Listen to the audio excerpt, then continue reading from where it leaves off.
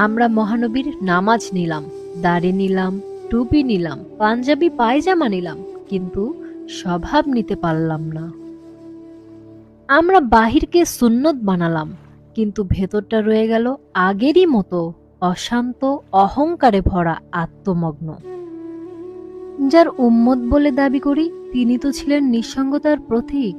মুহাম্মদ সাল্লাল্লাহু আলাইহি সাল্লাম যখন দুনিয়ার কোলাহল থেকে দূরে হেরা গুহার নীরব আধারে আশ্রয় নিলেন, সেখানে ছিল না আজানের ধ্বনি, ছিল না প্রতিষ্ঠিত শরীয়তের বিধান, ছিল না রোজা, জাকাত বা কোরবানির আনুষ্ঠানিকতার রূপ। ছিল শুধু নিঃশব্দ ধ্যান, অন্তরের প্রশ্ন, সৃষ্টি ও স্রষ্টার রহস্যময় সংলাপ। সেই নীরবতার বুক চিরেই নেমে এলো ওহী। সেই ধ্যানমগ্ন হৃদয়েই হলো প্রকাশিত আলোর বাণী।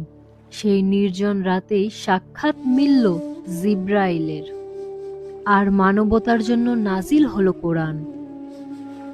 প্রাপ্তির সূচনা হলো নির্জনতায়, নবুয়াতের আলো জ্বলে উঠল অন্তরের গভীর সাধনায়। তাহলে আমি কিভাবে অস্বীকার করি নিঃসঙ্গ ধ্যানের সেই সত্যকে?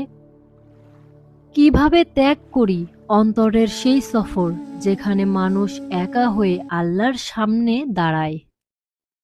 নাম পরিচয়হীন, আড়ম্বরহীন, শুধু একটি বিনম্র হৃদয় নিয়ে। নাম পরিচয়হীন, আড়ম্বরহীন, শুধু একটি বিনম্র হৃদয় নিয়ে। বাহিরের আমল প্রয়োজন, কিন্তু অন্তরের জাগরণ ছাড়া সে আমল নিস্তেজ।